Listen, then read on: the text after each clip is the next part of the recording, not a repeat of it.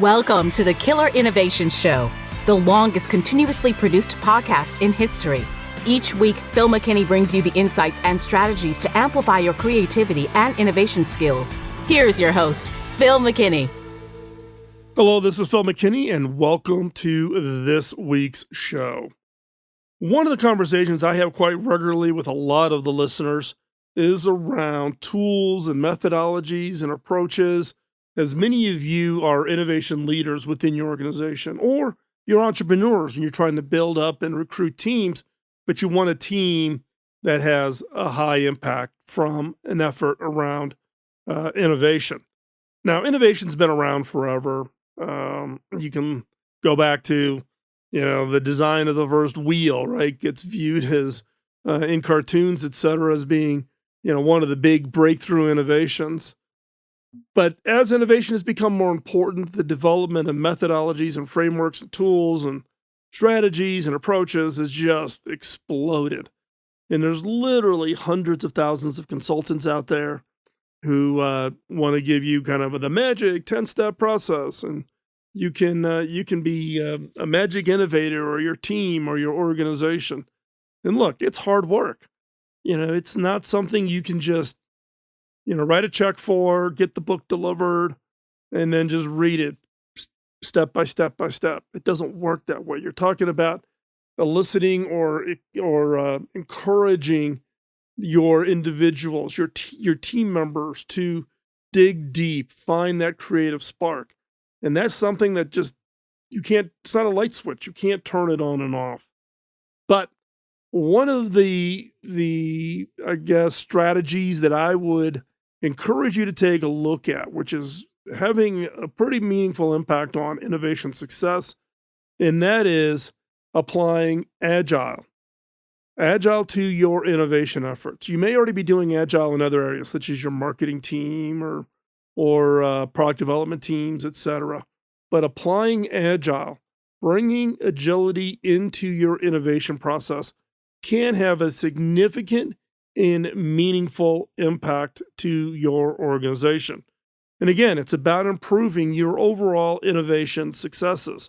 And you want to take Agile and apply it to your innovation framework. So this week's episode of the podcast, we're going to explore the 7 essential ingredients of Agile innovation. But before we jump into this week's episode, got a favor to ask. Can you follow us over on our social media, whether it's Instagram, Facebook, YouTube, wherever you prefer? Like this episode. Give us comments over wherever you download it, whether that be over at Apple iTunes or iHeartRadio or Spotify or wherever you get the show. And then share it. If there's somebody inside your organization, or maybe somebody that's in your network of contacts who you think would benefit from the show, send them today's link. You can find it over at the show notes over at killerinnovations.com. All of this helps us spread the word, let other people know about the show. So let's hop in to this week's episode talking about the 7 essential ingredients of Agile innovation.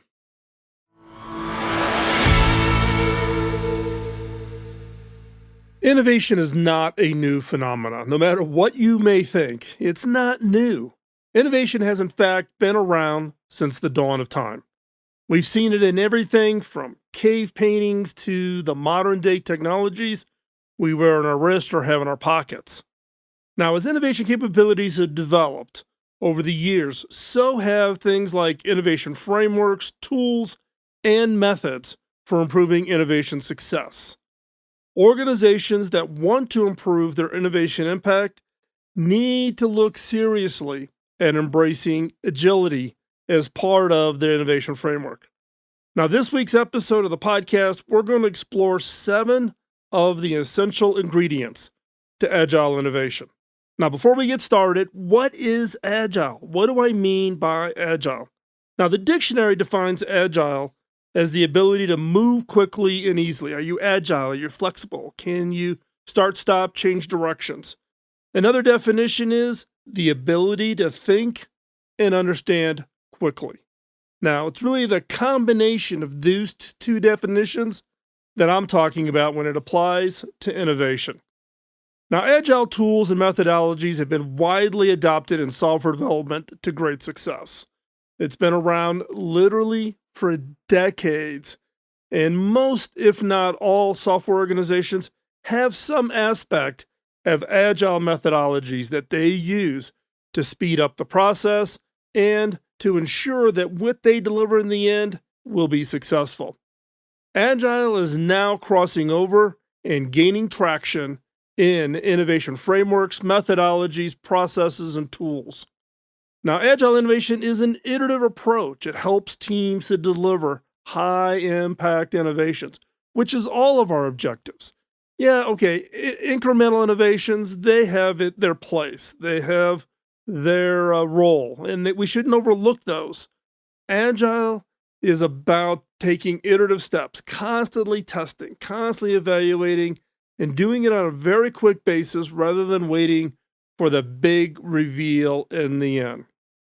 Now, the innovations team's work must be focused on generating creativity in little bits so that it can be tested with whoever you're targeting, whoever has the problem that you are looking to solve. Now, the ultimate goal, the end goal, why an organization should seriously think about agile innovation and think about wrapping agile into its process is to deliver the ultimate direction or objective of innovation in a way that is scalable and sustainable, which is what we all want. Yeah, innovation is not an event. It's a process. It's not a one-time activity. It is a sustainable impact to an organization. Now, what we're going to talk through is the 7 essential ingredients to agile innovation.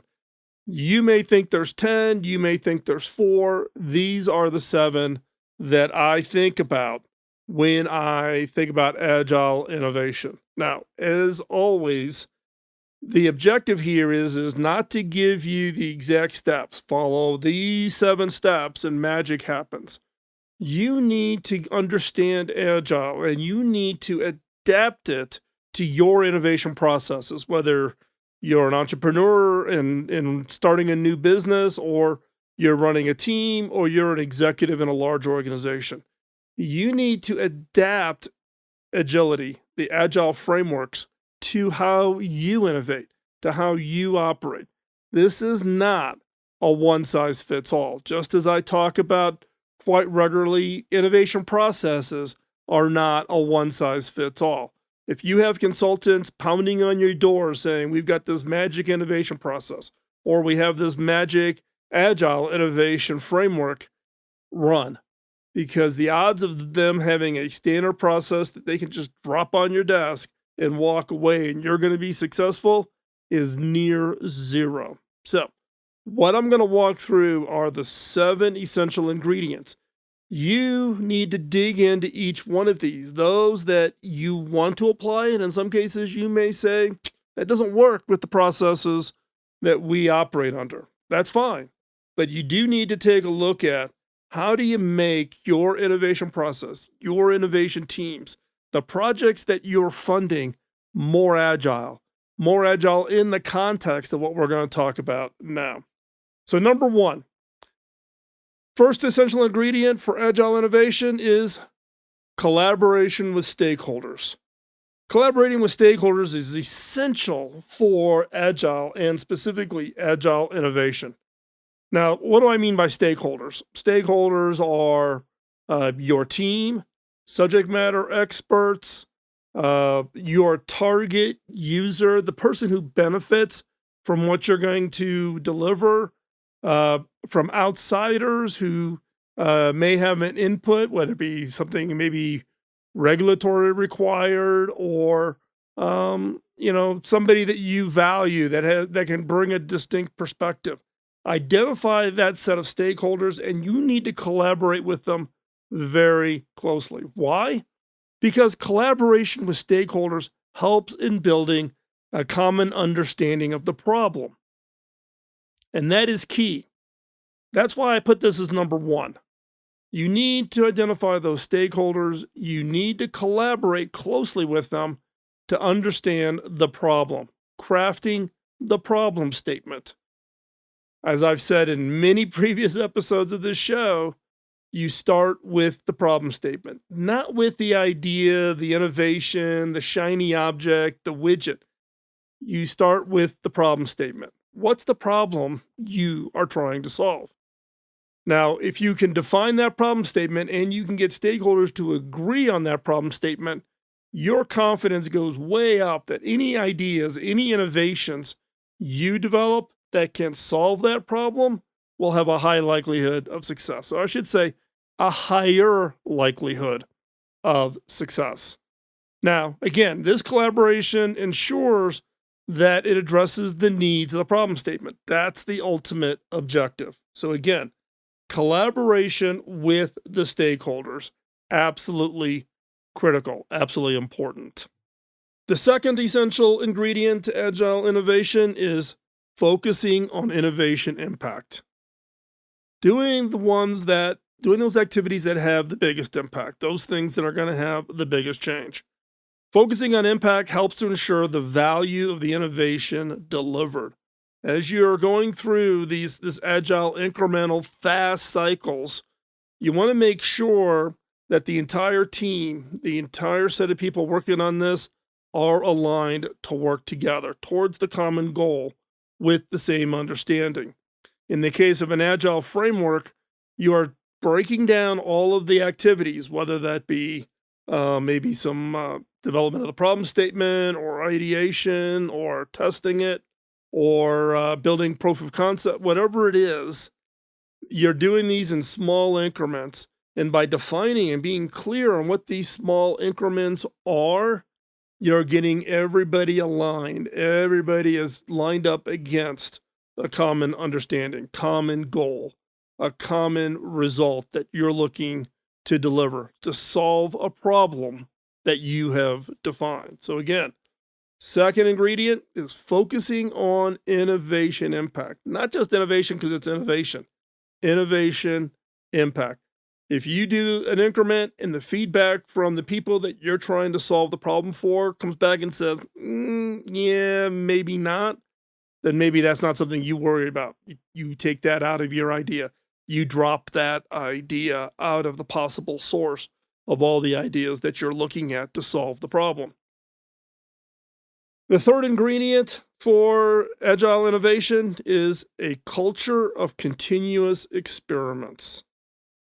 Continuous experiments being the key word here. Continuous experiments help organizations to learn fast and make decisions accordingly for sustainable results. Running lots of small experiments is absolutely critical. And in fact, a number of, it's got to be months ago, we had a guest on this show, Stephen Tomke, who wrote a book called Experimentation Works, The Surprising Power of Business Experiments. It's published by Harvard Business Review Press. Go back, listen to that show, or find this book, because it talks about how do you set up lots of experiments, everything from A/B testing to your website, to changes in your call centers, to innovation. So again, you want a culture of continuous experiments. With continuous experiments, this way it's unnecessary to wait until like the end of the project, until you deliver the big reveal to test whether it solves the problem. Is the idea you're working on, the little piece that you've just delivered in the form of an agile deliverable, is that meeting the need? If not, throw it out, go on to the next one, run another experiment. So again, a culture of continuous experiment is critical to agile innovation. Number 4, self-organizing teams. A lot of organizations have very rigid structures where a senior VP directs a VP, who directs a vice director, who directs a manager, right? And you work down the hierarchy. In the case of agile innovation, the fundamental structure is self-organizing teams. Self-organizing teams in the fact that there isn't one person who everybody just waits to be told what to do. Self-organizing teams are responsible and accountable for their work. So when the team agrees that this is the body of work and this is what's going to be in this next chunk of deliverables, or in the terminology of Agile for software development, the next sprint, the thing that's going to get delivered in the next 2 weeks or 4 weeks or whatever the time frame for the sprint is. The teams are responsible and accountable for their work, and this speeds up decision-making and execution. There's no need to wait until leadership gives permission before the team or an individual on the team can take action. It's self-organizing. Define and agree on the problem statement and let the team self-organize. Let the team have autonomy. Let the team go execute. Number 5, an innovation team is cross-disciplinary. Agile teams by design need to be cross-disciplinary, which is one of the essential ingredients also for agile innovation. The team needs to include members with diverse skill sets and diverse backgrounds who can work together towards a common goal. Now, I've talked about this a lot, about multidisciplinary, but also diversity. And in the case of innovation, we think about diversity in the normal HR definition, but it's also about experiences. It's about, things that make us up as unique individuals. No two individual is the same. Even identical twins are not the same. They have different experiences. They may have different friends, even though they may have grown up in the same family. But for those of us that are not twins, that diversity is even broader. It includes things like, where did you grow up? What was your family structure? Do you have siblings? Do you have extended family? Did you grow up in the U.S.? Did you grow up internationally? Were you a military brat moving around every year or two as one of your parents got redeployed into a new location? Whatever that is, that's what makes you up, your collective set of experiences, and meshing and developing teams that have that broad diversity of experiences, broad diversity of demographics, making the team very unique and extremely, extremely powerful. Now, keep in mind that your agile teams also represent the changing demographics of an organization and the stakeholders. Right? As we go through life, the world changes around us. The stakeholders that we're serving may be different for a particular product or service than what it was a decade ago. And they will be completely different a decade from now. Having your agile team also be representative of that is critically important.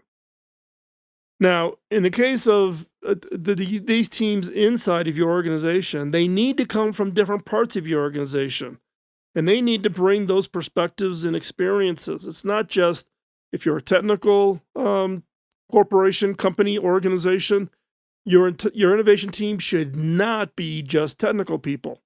Do you have someone from legal? Do you have someone from HR? Do you have somebody from finance, someone from sales as part of your innovation team? Because they bring a different perspective, both for themselves, but also for their role within the organization. So your innovation team, your agile innovation team, needs to be cross-disciplinary. Number 6, the right innovation agility metrics. Now, over the 17 years I've been doing this show, whenever I talk about innovation metrics, this one gets by far the strongest response. Now, there's been a lot of shows historically that I've covered. I've covered a lot of metrics independently. When it comes to agility, we may need to think about agile metrics, not just normal innovation metrics. Now, what do I mean? An innovation metric would be something like,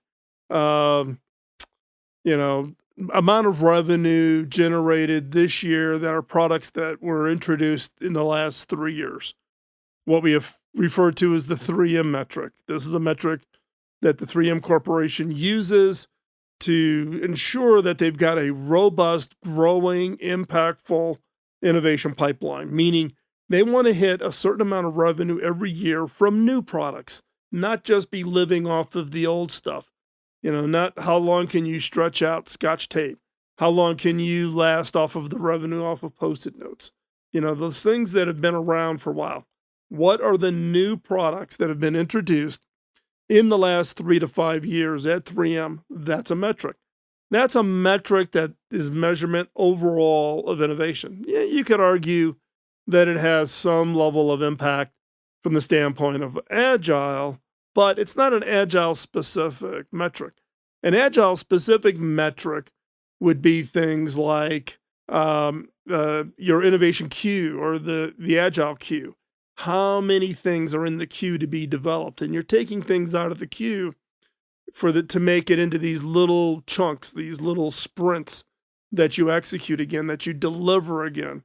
So if the queue starts getting really, really long, that becomes a problem. Maybe the overall project is too big and you need to think about breaking the project. So what I'm talking about here is the right innovation agility metrics. And again, albeit I can give you the pluses and minuses of all kinds of metrics, like if your innovation organization is using percentage of revenue for R&D, I can tell you right now that that is a bad metric. It is non-predictive and has no ability to tell you whether your investment level is good or bad. And we can have a long conversation about that. So it isn't about copying somebody else's metric. Given what you're trying to achieve, given your organization, what is the right metric that makes sense? To know that your agile innovation teams are making progress, are moving quickly, haven't gotten stalled, delayed. Maybe they made too big of a sprint and they got bogged down and they can't execute. Whatever it is, right? Because again, the purpose of the agile innovation methodologies and frameworks is about moving quickly, being agile, move fast, be flexible. So what is it you apply to make your innovation teams move fast, be flexible? Because ultimately it's about taking an idea and achieving execution, being successful when it comes to delivering an innovation project. Remember, ideas without execution is what? It's a hobby. And we're not in the hobby business. We're about taking ideas and making them real. And again, metrics, I wouldn't go overboard and do 10, 20, 30 metrics. I'd find the 3 or 4 that give you a good indication of how your teams are doing. And doing it in such a way that the measurement is not overly burdensome on the team. Is the team delivering innovation, or are they spending their every Friday with their heads in spreadsheets to calculate a number to send to you? Keep it light. Keep the overhead low when it comes to these kinds of metrics. And again, the key here is by measuring the right things and then adapting the approach. Don't get locked in on this metric or everybody uses this metric, so therefore we need to be using this metric. Don't get locked in. You can actually drive the ability to innovate more often and with greater effect if you have the right agility metrics that align with what you're trying to drive on innovation. And now, what I want to talk about now is really what I call the foundational element of agile software development as it applies to innovation. And this is number 7. These short iterative cycles that focus on delivering the highest impact innovation. One of the key ingredients for agile innovation is shorter iterative cycles of ideation, testing, prototyping, and trials, and then repeat. The cycles may be multiple ideation, or you might have multiple testing. You've come up with an idea, you go out, you talk to customers, would this idea solve your problem? No, not really. Go back. ideate some more. Once you've got some kind of confirmation that the feedback from the customer looks good, then it's prototyping. Build some kind of proof of concept. Keep it really small and then iterate on it and be agile with it. Add things to it as you learn. And then ultimately doing trials. I could speak to a project that we did at HP called DreamScreen. So DreamScreen was an all-in-one. You could think of it as kind of an all-in-one PC. Did not run Windows. It ran actually Linux. It was designed for the market in India. And it was designed to solve a couple of different problem statements. But the underlying problem statement we were targeting with DreamScreen was around creating a platform, something that would go into the home that families could use to stay connected as their children went to school, found jobs. They may move away, live in a different part of the country, or they may leave the country in its entirety and go somewhere else in the world to work and have a career. But staying connected, critically important. And also the other objective on this, though, was the target market. Wasn't for the high-end, well-off families. This was aimed at families that didn't have much money, families who may not be able to read and write in their native language. So how do you create an experience that has no dependency on literacy, keeps the price target very well below what other similar devices are being sold? So we actually did a bunch of studies. We defined the problem statement, then we went into the process of ideating it, and we went back out. We, described what we were thinking about building, get feedback. Does that work? Does that not work? And we did multiple iterations of the ideation. Then we started building proof of concepts. We took a much more expensive device and just hacked together some early software screens, some wireframes, to give the impression of what it would look like, of how it would operate, and what features were in it. What was interesting in the case of that effort was we had a big aha well into the project. And that big aha is that in order to save money, we did not include anything like an optical drive. There was no way to stick a DVD or a Blu-ray into this device to watch a movie, right? It was designed as a kind of an entertainment center, but primarily through having some form of access to broadband. And it did not have a dependency on high-speed broadband. But the common feedback we got in that sprint, that part of the iteration is they wanted the DVD player. They wanted the ability to play movies. And I was thinking okay, what's going on here? Why is this so important? And what was kind of the magic insight we got was the fact that, one is it would literally give a household who may have a TV a second device for entertainment. One could be watched by the grandparents, and another one could be watched by the rest of the family. It also gave a little lift of prestige that you could have, quote, 2 TVs in this household. And plus, depending on the use cases, what did the wife want versus what did the grandparents living in the home, the multi-generational homes, what did they want to use it for? And so we found a way to put in a Blu-ray player, very low cost, to try to keep the overall price down into a certain target range. And we modified the product. And we modified the product very deep into the process. But that ended up being a new feature, new part of the problem statement that we delivered as we went into field trials. And a field trial is manufacture a certain number of these, sell them at the price point that you're going to sell them when you are at volume, and test. Are people willing to put money down to buy it? And this product turned out to be quite popular. We had a big launch in Delhi and it was very well received, and ended up being a very popular item that children would buy and have delivered to their families in their home countries in order to get connected, stay connected, be able to have a way to communicate. So again, these short iterative cycles where you test and find, it isn't about a problem statement and then go disappear and come up with some kind of magic answer. Ta-da, here it is.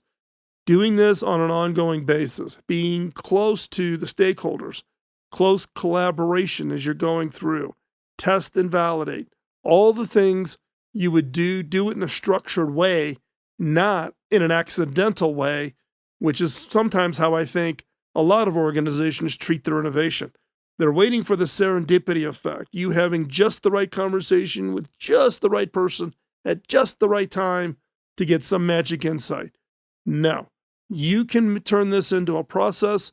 Look at Agile, look at how Agile software is done, and look how you can apply agility to your innovation efforts. That is absolutely key. Now, in the case of this short iterative cycles, I would encourage you to have aggressive schedules. Like every 2 weeks, a team would deliver some form of planned progress towards the execution. Is it 2 weeks to get, a description done, a product description done?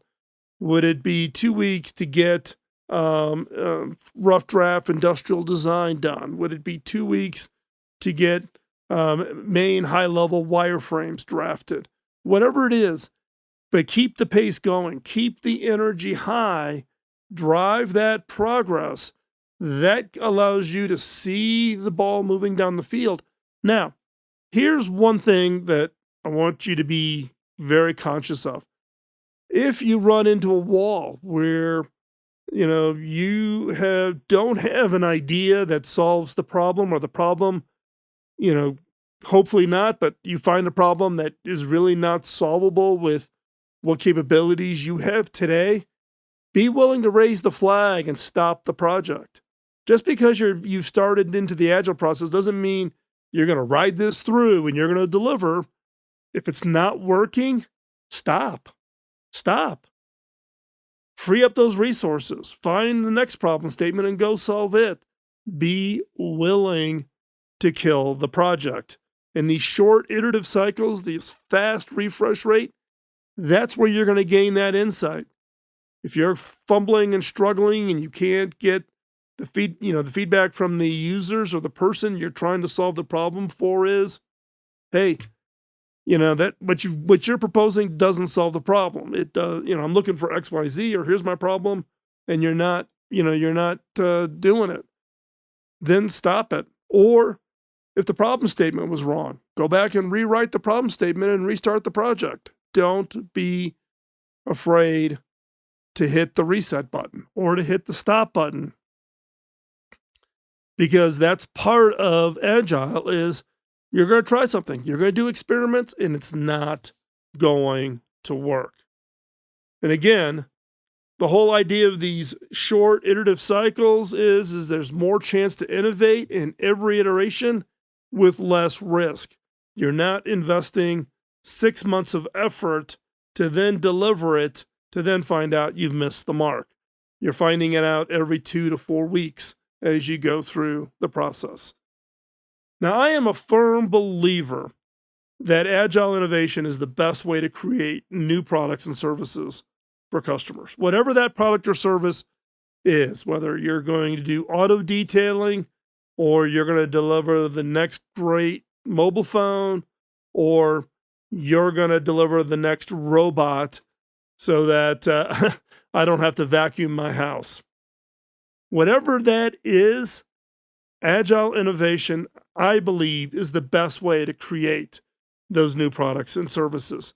Now, Agile organizations can be nimble enough to respond quickly. It's the whole purpose of being Agile. But also, it has the stability of an innovation framework that's been proven over time. We know how to make innovation repeatable. Agile gives us those ability to test and validate and deliver and reduce the risk as we go through each cycle of the Agile. Now, if you're looking for an Agile innovation approach in your organization, I would suggest that you contact some organizations that are out there, some consulting organizations. The one that I work with, that I have provided all of my methodologies to, and they teach my workshops. So if you want the workshops, boot camps, whatever, it's called the Innovators Network. And hop on over to the show notes. There'll be a link in there for you to contact the Innovators Network.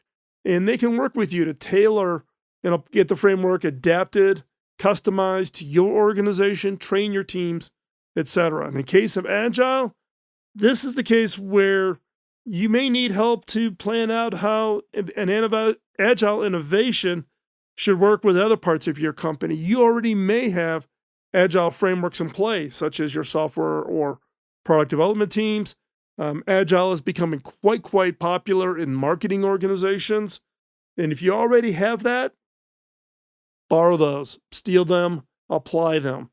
Because I'm a firm believer that Agile will give you unique competitive advantage. It will significantly reduce the risk of your innovation projects, and you will be able to show to your leadership and to yourself the value you're delivering on an incremental basis as you help take that raw idea and turn it into a breakthrough innovation.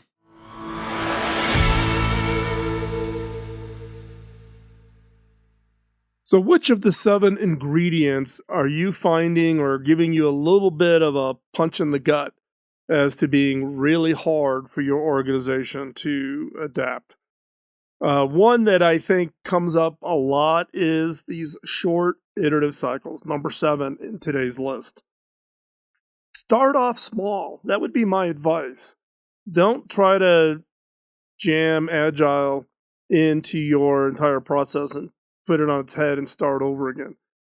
Apply Agile gradually. Those areas that are could have the biggest impact. Now, in some cases, I'm going to guess that you already have a number of these areas. We've talked about diversity of teams. I'm assuming you've already have checked that box.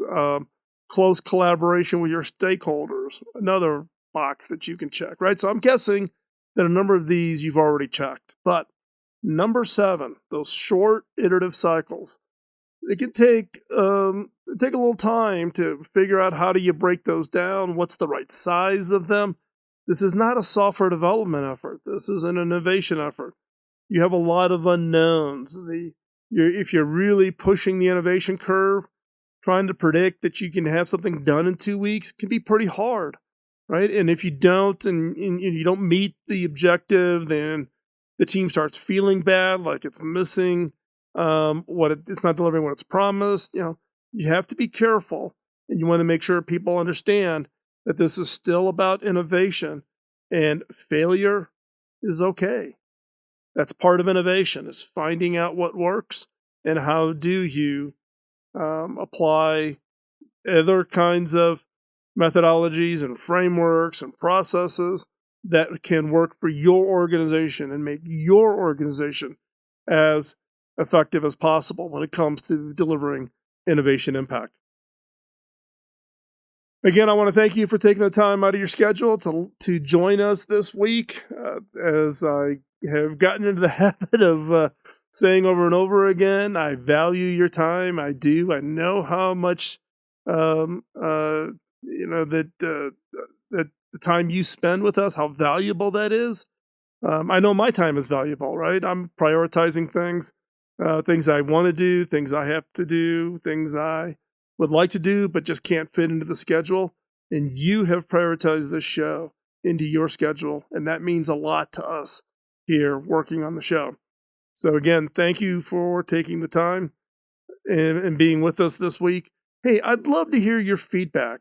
You can drop me a note over at phil@killerinnovations.com, and love to hear your feedback, your thoughts, guests you would like to have on the show, questions. Even in today's show, if there's one of these ingredients that you think that an entire episode could or should be about, let me know if you would think that would be helpful or beneficial to you. So love to hear that from you. And again, also help us spread the word. The purpose of this show is to pay it forward, give you information based on my experiences over the last 17 years. I'm coming up on 18 years that I've been doing the podcast. Over my career as being the Chief Technology Officer at Hewlett-Packard and being in executive innovation leadership in a number of organizations and a number of the companies that I coach, mentor, and advise.